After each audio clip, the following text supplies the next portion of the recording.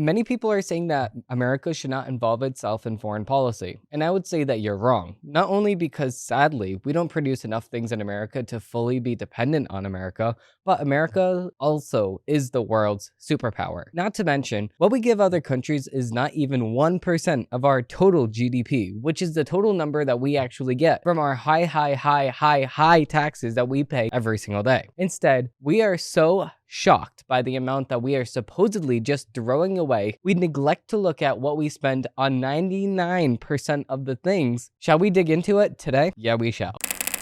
Facts over tracks, isn't that spitting slow, spitting fast, I could roast, I could gas, think I'm okay at last, but I don't know if that can erase all the past. So digging right in, we actually have everything that America spends its money on every single year. And a lot of people are like, okay, well, why are you saying that we should be funding other countries? What I'm saying is that other countries are the ones that are making our goods. So it's fully okay for us to be funding some of the other countries if it's a small amount, because of the fact that if those countries simply did not exist, then we would not have access to the very things that we depend on as a country. Look, for instance, at Taiwan. Taiwan recently had a huge earthquake and a bunch of buildings fell down. We, of course, as America, are going to go and help out our ally because, number one, Taiwan is part of NATO. Number two, we depend on Taiwan. For instance, this is just an example of one country here. We depend on Taiwan for the computer chips that we put on every single one of our devices that we rely on every single day. This device that I'm using right now, my laptop, my iPad, has a computer chip in it made by Taiwan. If it's made by Qualcomm or Apple in China, so many things that we depend on in America are made from other countries. If we simply look at, let's just say China, for example, when we're not really funding China, China's self-dependent, we're still using our money to pay China to build some highway systems, because if we don't, then China will say, okay, well, why should we even ship to you at all if you're not going to contribute to our economy? That's a whole nother story, but let's just focus on Taiwan. Let's focus on other countries. How about if we look at the funding that we've been giving Ukraine? So a lot of people have been saying, well, even me, I said, listen, I don't know if this just war, I don't know if what the media is telling us about the Ukraine war or the Russia war is exactly the truth. I looked into the truth, and America has funded biolabs in Ukraine. This is not controversial. This is not a conspiracy theory. This is not something that I'm just purely making up. I have the evidence for it with CDC records and what we paid for each of the buildings, the biolabs that we actually put forth on Ukraine soil. Now, this was actually paid for by the WHO, which is heavily funded by, you guessed it, America. So we fund a bunch of different things, like 13.9% for health. That's $531.0 billion every single year. How about if we looked at Social Security and Medicare, which is, you would say, privately funded? It's definitely not. We actually, spending by budget function, it's 16.6% for Social Security, $633.7 billion.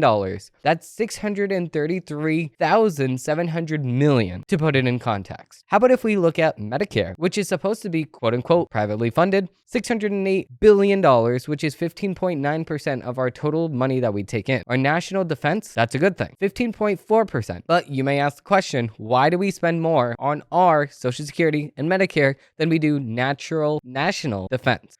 National defense is actually keeping us in America safe. Now, how about if we look at health? $531 billion on health, which is Obamacare. How about if we look at the interest, purely the interest on our debt? 11.5% of our national GDP, $440.9 billion. How about if our income security, $301 billion, which is 7.9% of our total amount, okay? How about veteran benefits and services? I'm not saying all of these things that where funding is necessarily bad. I say put stuff in context. Let's pay attention to the 99% that we spend our money on. More than that, 99.1% that we spend our money on. How about veteran benefits and services? Like I was just saying, 3.9% of total GDP, $149.6 billion. How about commerce and housing credit, which is, Section 8, stuff like that. Government funding houses, $102.6 billion, which is 2.7% of our total GDP. How about our general government? Our government spends 4.1% of our total GDP, $157 billion, to our bureaucrats that are there for life. How about our education and social services and employment and training? 1.2% of our total GDP. So you're telling me that our education, our future of America, is 1.2%. But we're going to sit here and we're going to spend 4% on our general government. Everyone in our government deserves a pay cut immediately. How about transportation? That's stuff that we rely on in America every single day. 1.1%, $42.2 billion. How about the administration of justice? You know, when we go through the court system because somebody squatted inside of your house, 1% of our total GDP, $37.3 billion. How about national resources and environment? 0.8%, which is $31.7 billion. How about agriculture, whatever, I can't say that word. It's plants, gardening, $26 billion, which is 0.7%. Now, we get to general science, space, and technology. $13.3 billion to NASA and SpaceX. How about our energy, which we are actually using to power the studio right now? Energy, $10.9 billion, which is 0.3%, which should be privately funded, by the way. Now, we get to our most interesting thing that so many people have had such a problem with. This is our international affairs, 0.6% of our total GDP, which, like I was just saying, helps us as America get things cheaper, not only cheaper, but also make sure that we can have shipping throughout the world. If we don't have the Red Sea, if we don't have these canals that we go through to transport our goods, because of the fact that we have other countries having a actual democracy protecting international waters, how are we supposed to transport goods? How are we supposed to get goods from other countries like Taiwan or other countries that we produce clothes in, like Vietnam, or there's so many different countries that we produce clothes in that we take from abroad and bring to America because it's cheaper to make things abroad, sadly. Now, international affairs, that's $22.2 billion. Now, let's look into these international affairs. So, our international development and humanitarian aid assistance is 39% of that, which is $8.8 billion. Okay?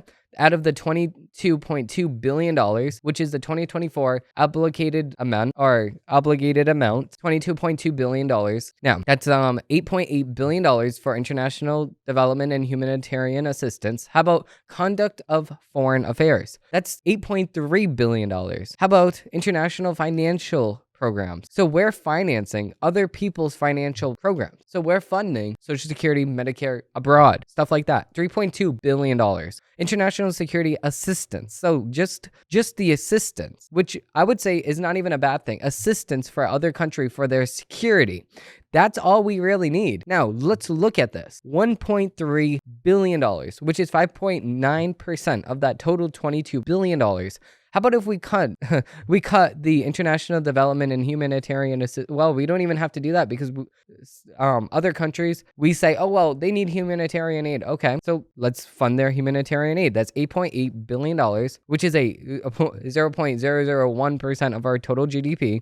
And then we just say the international and security assistance. All we need is those two, which is $1.3 billion plus $8.8 billion. So let's just say $11 billion max. Cut everything else. We just saved ourselves $10 billion. Whoa, wait a second. So $10 billion compared to the total amount that America takes in. So let's just cut this stuff that's unnecessary abroad. So let's just say that we just cut, I'm laughing because I just saw the whole thing. So let's just say if we cut $10 billion, which is our total amount that we spend every single year, is 3.8 trillion. So like I said before, that's 3,800 billion. So let's just cut 10 billion. Whoa. So now we still end up spending every single year $3,790 billion. Billion with a B. So that's $3.790 trillion every single year. So you will see the point that I'm trying to make here is that when we're complaining about, oh, we shouldn't be funding this, oh, we shouldn't be funding this abroad, oh, we should be funding this, oh, we should be funding this. How about if we take a deeper look into exactly what America is spending their money on and focus on the problems that America is having, the problems that we are having with our spending of our money, our quote unquote privatized system isn't so privatized. Our Social Security and Medicare are not so self-funded now. A lot of people claim it is. It's definitely not. We are adding to the debt from the Social Security and Medicare. Like I just said, each of those things make up 30% of our GDP every single year. Let's focus on the real problems, guys. Let's focus on those problems. Those are the very problems that America has. And I made a deep dive about this. Let's play the trailer here. Many of my friends on the other side of the aisle want to put Social Security on the chopping block. If anyone here tries to cut Social Security, Medicare, or raise the retirement age, I will stop you. We have two ways to go. Republicans can cut Social Security and give more tax breaks to the wealthy. That's the proposal. Oh no, instead of making the wealthy pay their fair share, some Republicans want Medicare and Social Security to sunset. I'm not saying it's a majority. Let me give you, anybody who doubts it, contact my office. I'll give you a copy of the proposal. That means Congress doesn't vote. The first Social Security-like program was created during the Great Depression of the 1930s, when poverty rates among senior citizens exceeded 50%. The solution here is to phase off the program and allow the privatization of the system by letting you prove that you are investing the same 6.2% into an IRA account or personal investment account instead of letting the government touch it. Like we learned time and time again, if the government touches your money, you will not get any sort of common sense at all. That is one of my Don't Trust What You See episodes. If you would like to see the full episode, I will put the link down below because it's very, very important that we as America come together and say, listen, Social Security, Medicare should be privatized. You should be able to spend that amount that you are taxed every single year on yourself. You should be spending it not only on yourself, but you should say, listen, government, instead of you taking my money because I do not trust you one single bit, how about if I manage my own money and I put it in stocks, I put it in the IRA, or I put it in privatized versions of investment for my future. If I buy gold, silver, platinum, I can always sell that in the future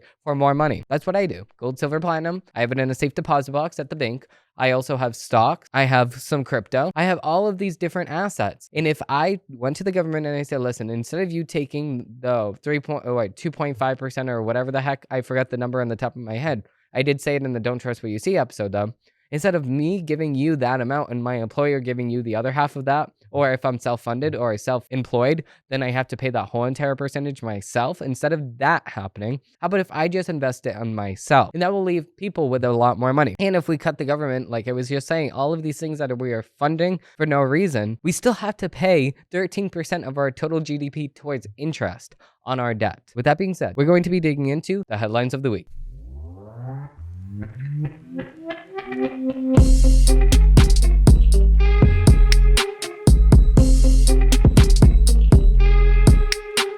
Before we move into the media's takes, we actually have a sponsorship from Original Studios, which is my company that we actually use to produce all of the content that you see on this channel, but not only on this channel, on all social media platforms, and my private website, which cannot be censored by the big tech platforms. If you do want to support me in Original Studios, head over to shop.originalstudios.com and you can actually use code Dimitri for things like this, or pillowcases, or pillows, or t-shirts, sweaters. We have so many things and a lot more available at shop.originalstudios.com. Free shipping everywhere in America because America is the best country. We do have a Federalist article. We have RFK Jr. is right about Joe Biden. RFK Jr., he's right sometimes, he's wrong sometimes, but what is he wrong about? So this is a Federalist article, like I said. RFK Jr. can be unhinged leftist in your crackpot, but he also happens to be correct about Joe Biden's attacks on constitutional order, particularly free expression. Speaking to a interviewer on CNN this week, Kennedy argued that Biden was a bigger threat to democracy than Donald Trump, a opposition that clashes with the media's entire 2024 campaign messaging.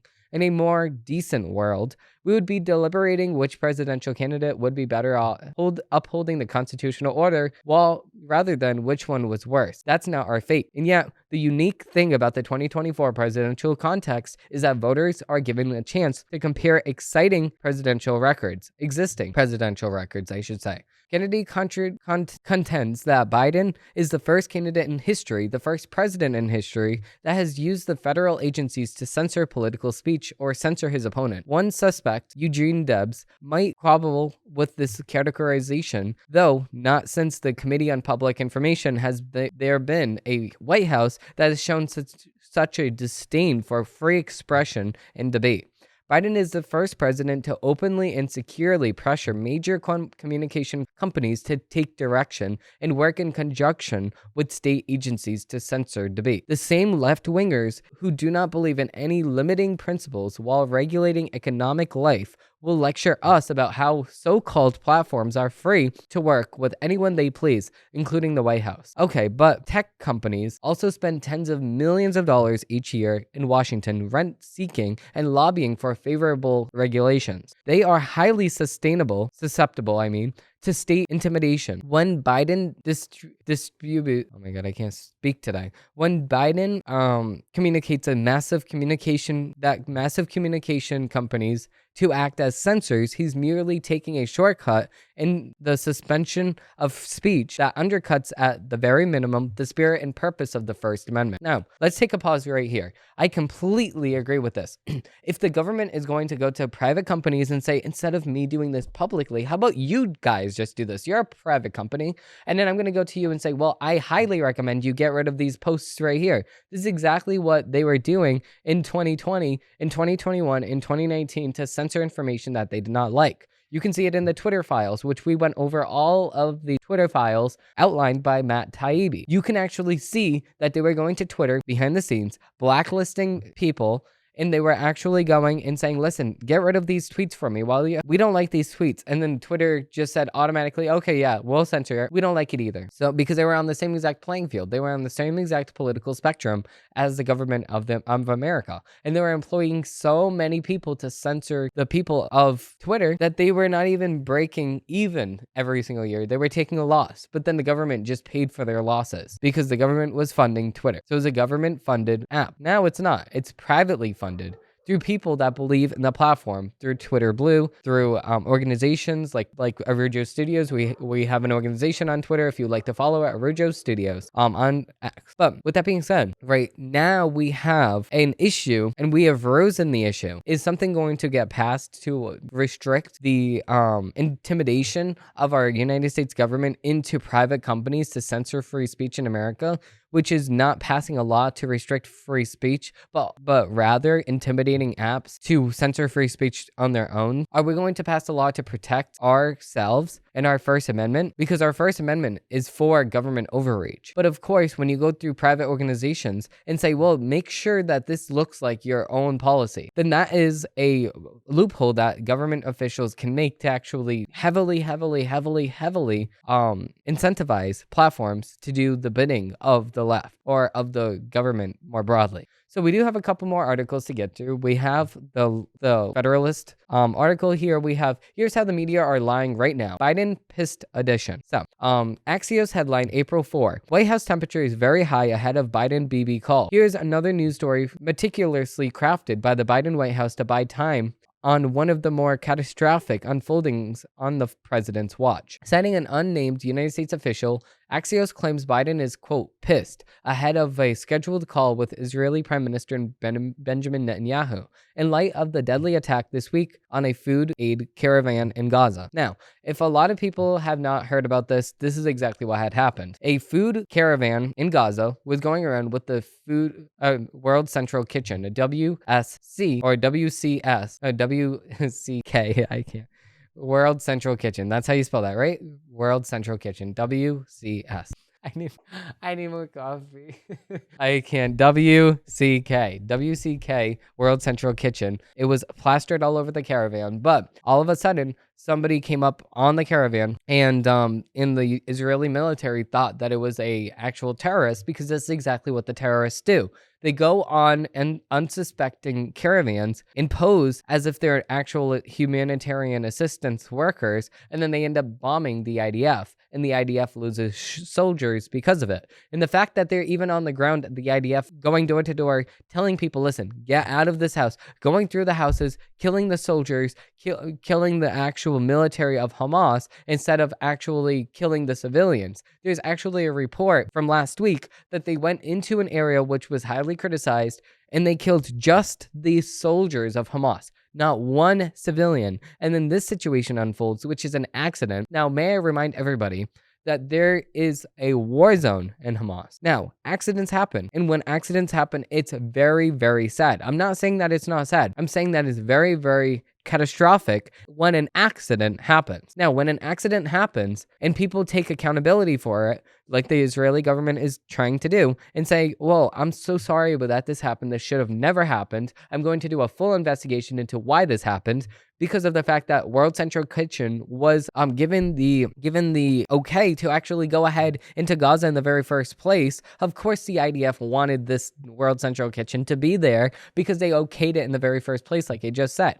So why the hell would they say, okay, you're good to go, and then bomb the caravan? It's because it's an accident. Accidents happen in war zones. Now, if we will remember, on September 17, 2021, as soon as the Biden administration got out of Afghanistan, the Biden administration actually admits to killing 10 civilians in Kabul in an airstrike because of the fact that this had no link to ISIS-K. So they thought this was ISIS-K. They killed 10 civilians for no reason whatsoever. And then they're like, oops, oopsies. So like I said, it's a war zone. But also at the same exact time, this was after we got out of Afghanistan. So there was absolutely no reason for the United States military to do so. Biden will still not take accountability for this, but he would love to talk about the accountability that Netanyahu has to have. President Joe Biden tweeted yesterday. This was actually yesterday. Today, I spoke with Prime Minister Benjamin Netanyahu to emphasize that strikes on aid workers in the humanitarian situation in Gaza are unacceptable. Israel must implement steps to address civilian harm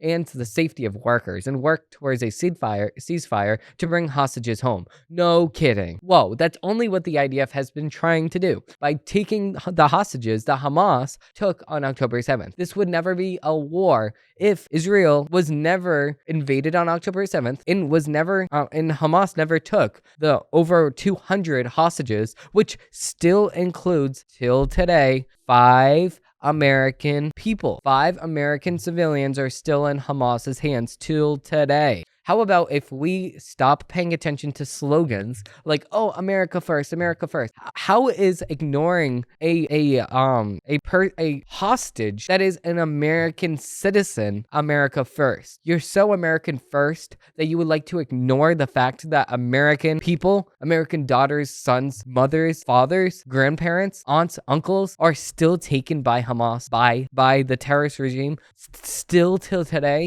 And we're still ignoring this. We're saying, oh no, we need a ceasefire. Bring those hostages home.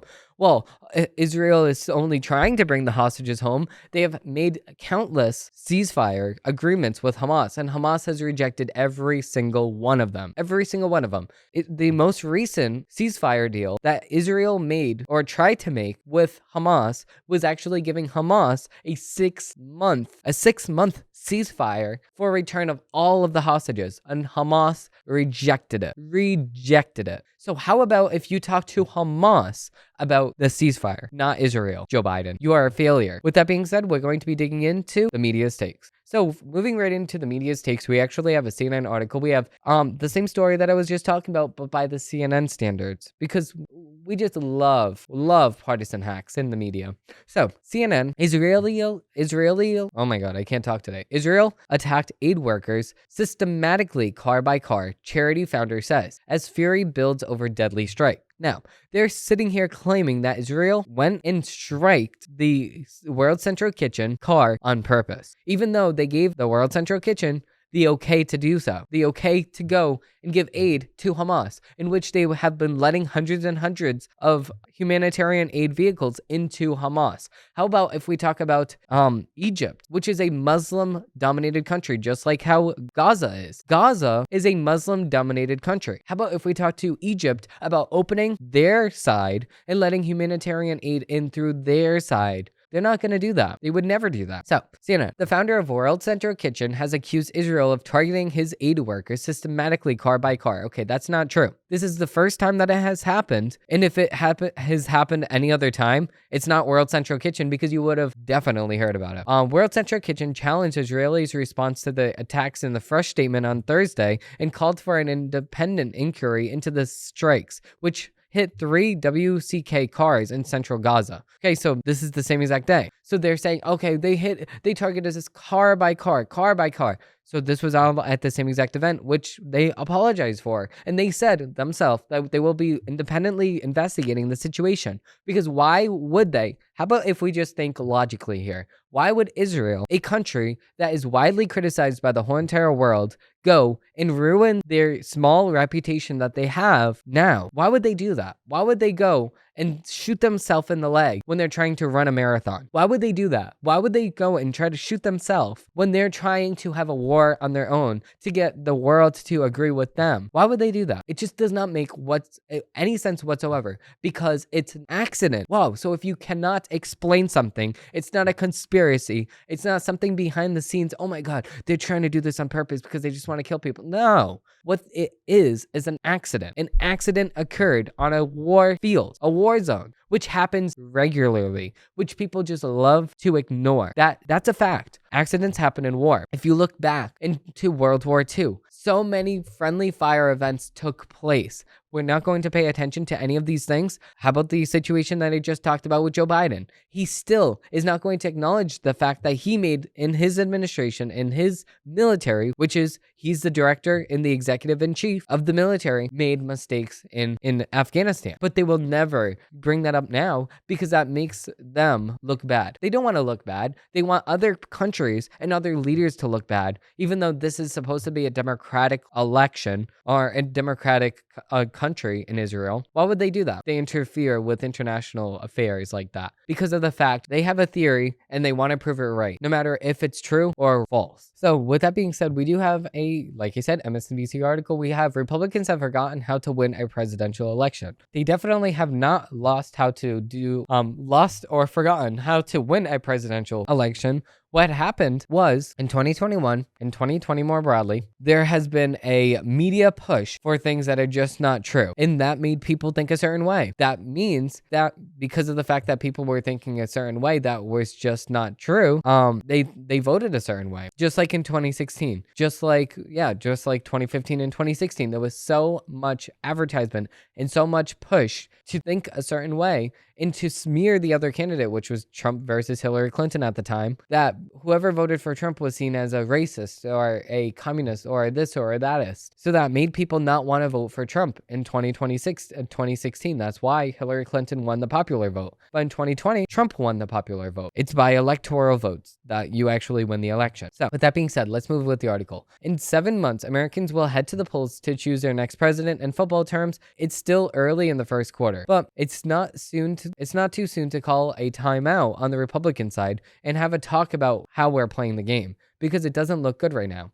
Okay, so I love how MSNBC is talking to Republicans and saying, "Oh, let's call a timeout, guys. You're not winning." Comical. That's laughable. It's disgusting. So that's what you call winning? Pushing and shoving down your agenda down people's throats is winning? No, it's not, because it's firing back at you very hard. With that being said, we do have a Daily Wire article. We have Biden demands Israel enact immediate ceasefire against Hamas terrorists. Seems to blame Israel for hostages not being freed, which does not make any sense because, like I said, Israel has gone and tried to make a ceasefire deal with Hamas multiple times. Joe Biden, in a call with Israeli Prime Minister Benjamin Netanyahu, demanded that Israel enact an immediate ceasefire in its war against Hamas and threatened the United States would change its support for Israel if it does not meet the administration demands. Biden attacked Israel for its humanitarian situation inside Gaza and calling it unacceptable, even though Israel has worked to allow aid to flow into the area and has not done so in a manner that prevents administration demands. Biden attacked Israel for its humanitarian humanitarian situation inside Gaza and calling it unacceptable, even though Israel has worked to allow aid to flow into the area, has done so in a manner that prevents weapons from entering. Biden, quote, made clear that the need for Israel to announce and implement a series of specific, concrete, and measurable steps to address civilian harm, humanitarian suffering, and safety of aid workers, the White House said in a readout of the call. He made clear that United States policy with respect to Gaza will be determined by our assessment of Israelis' immediate action on these steps. Okay, so like I said, Israel is already investigating the situation and making sure that this will not happen in the future. I would like to see military experts on this matter instead of just old Joe Biden, because where's his military expertise, please? Where's the qualification for the deal and for how to win a war? No, because Joe Biden does not have any military expertise. What he does have is a lot of politician expertise because of the fact that he's been there since the Great Depression. So of course he knows how to govern in the Democratic policy side. He knows how to just be a senator, but does he know how to win a war? Does he know how to actually militarily win a war? No. Do our military officials in America know how to win a war? That is even questionable. Moving on with the article, he understood that an immediate ceasefire is essential to stabilize and improve the humanitarian situation and protect innocent lives. And he urged the Prime Minister to empower his negotiators to conclude a deal without delay to bring the hostages home. The statement concluded. Okay, but that's what he's tried to do. Bibi Netanyahu has tried multiple times to make a hostage deal to bring back the hostages, including 5 American citizens. But Hamas has closed the deal, denied the deal, declined the deal every single time. So let's put some pressure on Hamas here, but they don't want to do so. With that being said, we do have another Daily Wire article. Wisconsin voters approved GOP-backed amendment to ban private funding for elections. So voters in Wisconsin approved 2 election-related amendments to the state constitution on Tuesday, including one that bans the use of private money for election administration. The Republican-backed amendments came after Facebook founder Mark Zuckerberg spent millions of backing groups that funded election administration in counties across the country, including Wisconsin, during the 2020 election. Critics argued that the massive amount of election funding distributed to nonprofit groups, known as Zuck Bucks, unfairly benefited Democratic-dominated countries. The incentive to ban private funding, question 1, passed with the 54% in vote in favor and nearly 46% against. A section that will now be added to the state constitution that says private donations and grants may not be applied for, accepted for, expanded, or used in connection with any conduct of any military election or referendum, The Hill reported. The second initiative, question 2, defined who can administer various aspects of elections. It passed with nearly 59% supporting and 41% opposed. It stipulated that only election officials designated by law may perform tasks in conduct of primaries, elections, and referendums. Opposition to the 2 amendments was greatest in the Democratic-heavily counties surrounding Madison and Milwaukee. The amendments were approved as Wisconsin is again expected to be a battleground state for a likely rematch between President Joe Biden and former President Trump in November. It's not likely it is actually happening. That's actually a very good thing, though, because of the fact that now we are getting out all of the private funding for elections. That's actually going to very much help Republicans in the primary election. And now Democrats don't have to say, Republicans don't know how to win. Republicans know how to win. You just have all the funding. But I don't think that funding will actually matter in this election because of the fact that opinions on both candidates have already been chosen. People already knew who they were going to choose for before the election primary was actually here. When people were still battling it out, except for the Democratic side, but I mean the Republican side, they were battling it out to see who will be the presidential candidate on the GOP side. But then the GOP just consolidated and then said, no, we're just going to go behind Trump. And then obviously Trump is the GOP primary. He won the GOP primary. Joe Biden, on the other hand, he did not want to fight to see if RFK is going to get higher than him, because RFK probably would have been the Democratic primary leader if it wasn't for Joe Biden and his clowns behind the show actually saying, nah, RFK, you can't run on the Democratic side. Run as an independent. Independence has never won an election. With that being said, we do have a Breitbart article. We have Biden visits Baltimore as left and CEOs use bridges fatalities to demand more migrant workers. So President Joe Biden visits Baltimore on Friday following the deadly bridge disaster on March 26. as investors and left-wingers jointly used the tragic deaths of 6 migrant workers to demand legalization for low-wage migrants. The illegal migrants that have been working, contributing, paying taxes here for decades deserve the dignity of a work permit. Executive Director of the American Business Immigration Coalition, ABIC, told a press conference on April 3rd. Given the tragedy on the Key Bridge, this is more urgent and necessary than ever, she said, according to a report by WTOP.com. ABIC is quietly backed by FWD.us, an adversary group created by multiple West Coast investors, including Mark Zuckerberg and his wife, Pranasila Chun. The group is spotlighting the migrants' deaths as he continues to push for more imported workers, customers, and renters. Okay, so let's break this down right now. So, of course, migrant workers are going to be paid underneath the table, not at minimum wage. That's why migrant work is cheaper. When you have immigrants working for you, you can pay them in cash. You don't need to pay all the percentage to taxes. So, again, that's why migrants are cheaper. So if you pay for American citizens, you need to pay them minimum wage and stuff like that. Almost no illegal immigrant is paying taxes, obviously, because they're illegal. If they pay taxes, they're going to be found. So now when you hire an illegal immigrant coming into this country, because most of the immigrants right now, as we're going to be talking about, are illegal. That brings us to our next article from The Federalist. Biden has let in almost as many foreigners illegally as Ellis Island did lawfully in 60 years. In nearly 4 years in office, President Joe Biden has let in nearly the same amount of illegal foreign citizens that Ellis Island did legally in 60 years. Democrats don't want, however, to acknowledge all the problems with such an influx,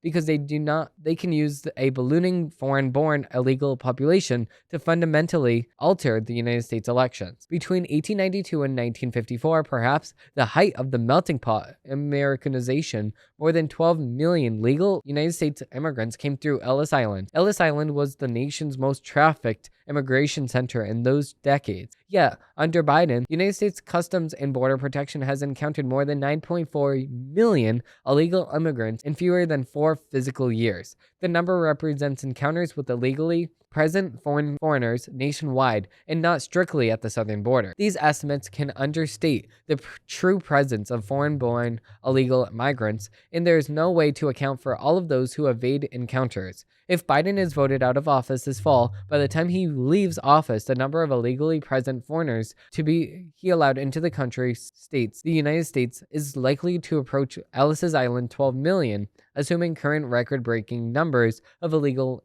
entrances continue. That number will also likely continue increasing even further should Biden win re-election. Adding the more than 9.4 million recent illegal immigrants to the already roughly 10.2 million that were living in the United States as of 2020, and we're suddenly talking about the illegal immigration population that rivals entire states like New York. Democrats politically benefit from ignoring this foreign invasion. Congressional and electoral college appointments depend on the number of persons residing in a particular area. While former President Donald Trump tried to bar illegal immigrants and non-citizens from artificially inflating the consensus and diluting the voting power of legal citizens, Biden reversed the policy, of course, because he knows all of these illegal immigrants are going to help him in the polls and not help Republicans. Because if you look, all of the Republican states are saying, no, we don't want these illegal immigrants in our state.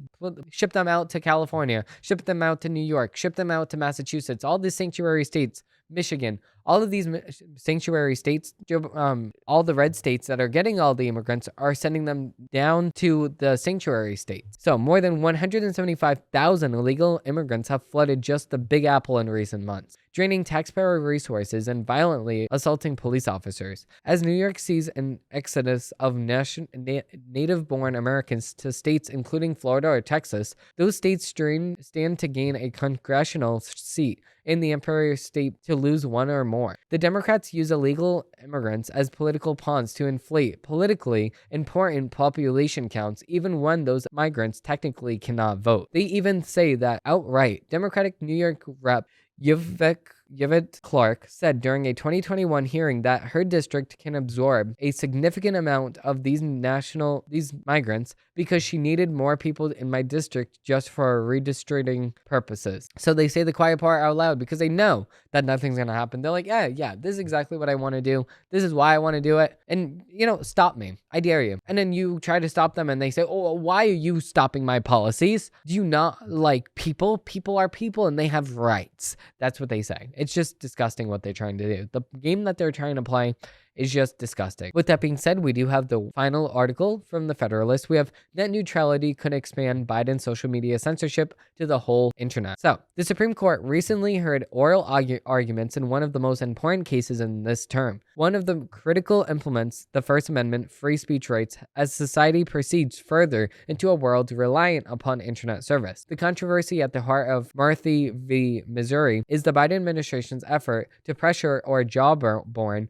social media to censor various opinions in public policy advisory about the COVID pandemic that it found questionable. The Biden administration naturally claims that it was simply engaging in discourse with social media leaders to inform and persuade, but discovered correspondence included direct threats against the companies, while White House officials openly and publicly threatened new legal and regulatory measures. If the targeted groups failed to submit to its desires, those revelations only confirm widespread suspicion that the left-leaning administrative state, favored and further empowered by the Biden administration, seeks to exploit its vast authority to suppress the speech of Americans who do not share its preferred narratives or big government goals. The Supreme Court must now determine whether the White House pressure campaign crossed the line into unconstitutional intimidation and censorship, even without the formal government prosecution or enforcement.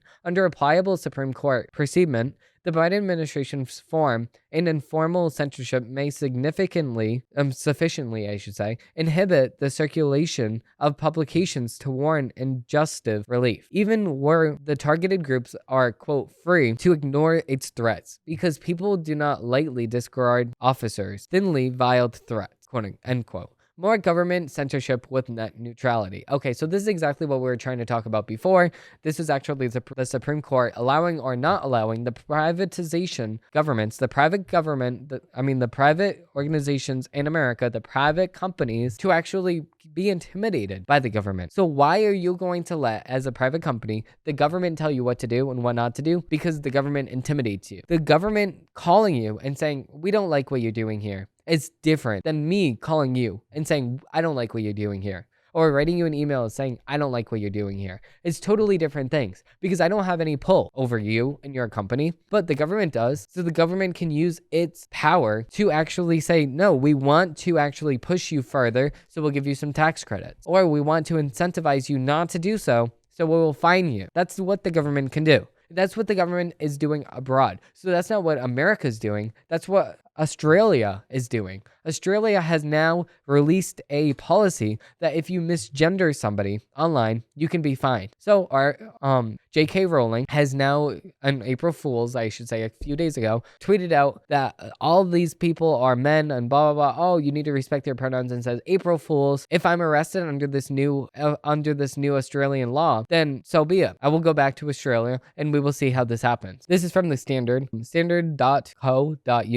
New law in Australia could ban using wrong pronouns for transgender people. A new law in Australia could make it illegal to use the wrong pronouns for transgender people. The landmark legal reforms in transmedia could ban the international offensive misgendering for non-binary or trans people. Yeah. So, but then the Australian government came out and said, no, J.K. Rowling is not breaking the law, because they know how much controversy will come from that very thing, arresting J.K. Rowling over an April Fool's joke. So with that being said, we're going to sum up this episode here. If you did like this episode and oh my God, I can't talk. We're going to sum up this episode now. If you did like this episode and you do like to see more, please like and subscribe down below, because I do post new episodes of this show every single Monday, Wednesday, and Friday. If I do not post a new show on Monday, post one on Tuesday, and so on and so forth. With that being said, thank you all for watching. Thank you all for listening, and I hope they have a great rest of your day. Bye.